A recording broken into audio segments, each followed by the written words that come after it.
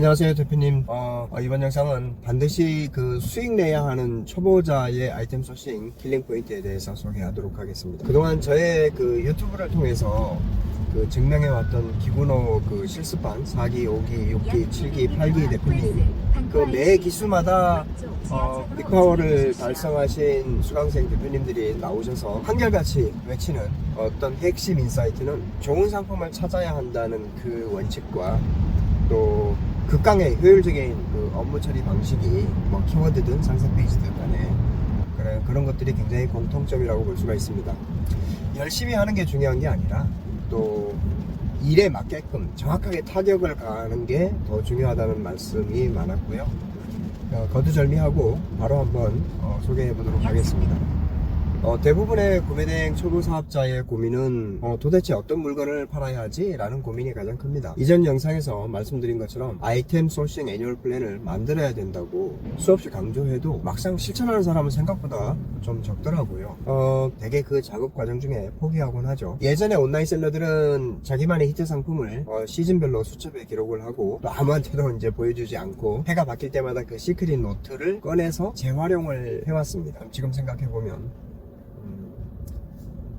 그때는 그게 되게 소중했으니까요. 그러다가 좀 앞서가는 사람들은 좀 구글 트렌드와 네이버 트렌드를 일찍이 활용을 하거나 또 아이보스 캘린더 같은 거를 또 틈틈이 활용하기도 했었죠. 그런데 이제 한두 상품이 아니라 여러 상품을 취급하는 구매대행 사업자라면 그 정도 가지고는 택도 없다는 것을 인식을 하게 되었고요. 또 네이버 광고 보고서를 활용을 하거나 또 키워드 툴을 자체적으로 개발을 해가지고 경쟁에서 이기려고 최선을 다하는 사람이 굉장히 많았습니다. 네이버 플랫폼도 미니샵인 샵앤 시절부터 해서 스토어팜, 스마트 스토어로 막 바뀌면서 이제는 누구나 쓸 수 있는 빅데이터의 시대가 되었습니다. 또 네이버 트렌드가 또 데이터랩으로 이름을 바꾸면서 진화하고 또 키워드 마스터, 아이템 스카우트 같은 이제 소싱 툴들이 막 개발되기 시작했죠. 근데 솔직히 지금은 이런 사설 키워드 툴들이 많이 발전을 해서 아이템 스카우트나 셀러라이프나 셀링안이나 그런 키워드 툴, 헬프 스토어 이런 거 마음만 먹고 하나만 완전히 뽀개기 공부만 해도 아이템 소싱에는 큰 실험을 덜 수 있는 그런 시대가 되었어요. 그래서 제가 요즘 몇 달 전부터 셀러라이프의 업그레이드 하는 상황을 좀 관심 있게 들여다보다가 또 대표님들한테 정말 도움이 되겠는데? 라는 생각이 들어서 할인권을 제공을 받기로 했습니다. 내일연구소 카페에 할인 쿠폰을 공지하겠습니다. 20% 할인이 된다고 하고요. 저도 회원가입을 해서 쓰고 있습니다. 회원가입할 때 내일연구소를 추천인 코드로 쓰시면 20% 할인이 됩니다.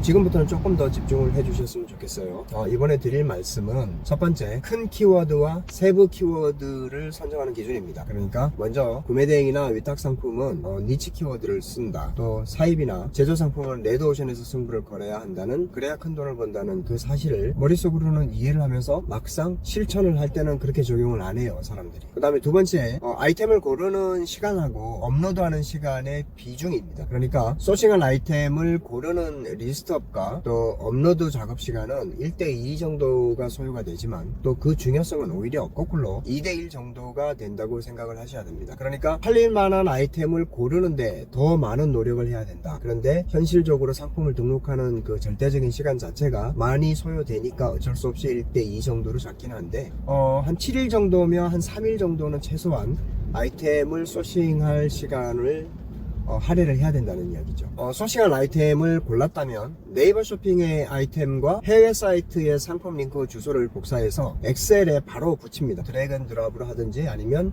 우클릭해서 링크 주소 복사를 하든지, 상품 링크 주소를 복사를 해서 상품 리스트를 반드시 만드셔야 됩니다.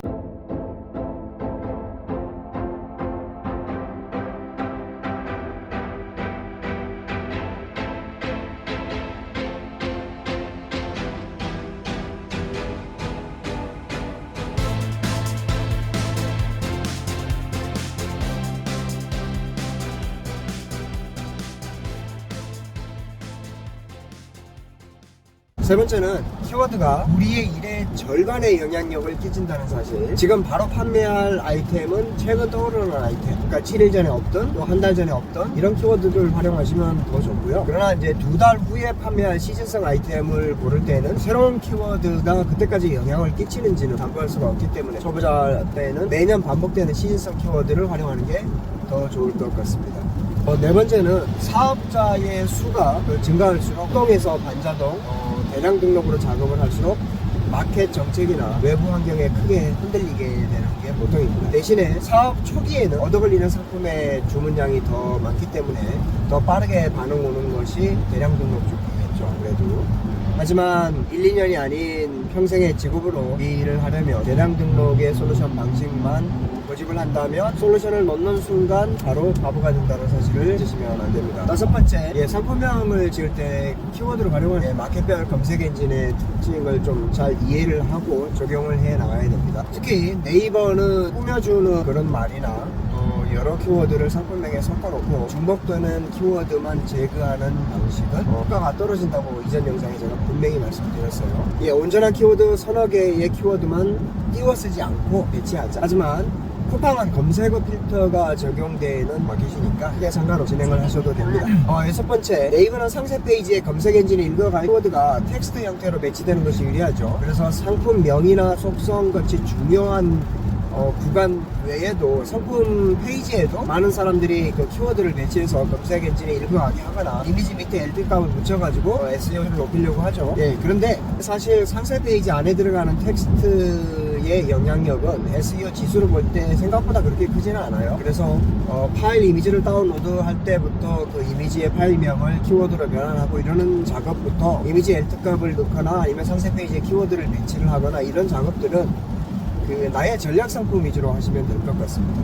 그렇지만 이제 쿠팡은 상세 페이지를 이미지로 던져도 네이버처럼 텍스트 이미지 이런 식으로 꼭 갖춰야 하는 건 아닙니다. 그래도 큰 상관없이 팔릴 만한 아이템은 팔립니다.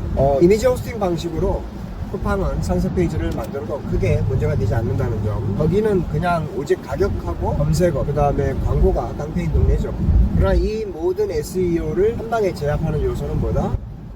판매량입니다. 판매량 잘 아시다시피. 마지막 일곱 번째, 국가별 판매 리스크 문제인데요. 국가별 판매 리스크 해지는 미리 준비하지 않으면 별 의미가 없다는 점을 꼭 이야기하고 싶습니다. 중국 구매 대행을 하시는 분은 12월, 1월, 2월이 되면서 장기, 춘절, 휴무에 따른 리스크를 해지를 생각을 하고 또 부랴부랴 일본이나 또 미국, 독일 구매 대행 이런 상품을 찾는 사람들이 많은데요. 이런 방법은 사실 중국 구매 대행의 리스크를 해소해 주지 못합니다. 상품도 노출에는 숙성 기간이나 어떤 프로모션 빨 같은 것들이 일정 부분 걸리는 시간이 있거든요. 그래서 부랴부랴 올린다고 주문이 들어오지는 않습니다. 매년 반복되는 문제이기도 한데요. 6개월 이전부터 미리 준비를 하든지 그렇지 않으면 남들이 다른 국가 상품으로 소싱 다운화에 막 나설 때 오히려 중국 상품만 알바를 써가지고 추가 고용을 해서라도 최선을 다해서 상품을 올리는 편이 좋습니다. 단 그 상품을 판매 중지 상태, 그러니까 판매 승인 요청 상태 전에, 판매 승인 요청 전에 새거 올립니다. 그리고 춘절 휴무가 끝나기 직전에 한꺼번에 수천 개의 봄, 여름 상품을 판매 중으로 동시에 오픈해보세요. 시간이 지날수록 탄력을 받는다는 것을 느끼게 됩니다. 오늘은 소싱의 간단한 원칙과 또 실수하기 쉬운 아이템 소싱 킬링 포인트에 대해서 다뤄보았습니다. 감사합니다. 좋아요로 인연을 맺고 구독에서 또 정보를 나누고 또 알림 설정하시면 월천 봅니다. 행복한 하루 보내세요. 감사합니다.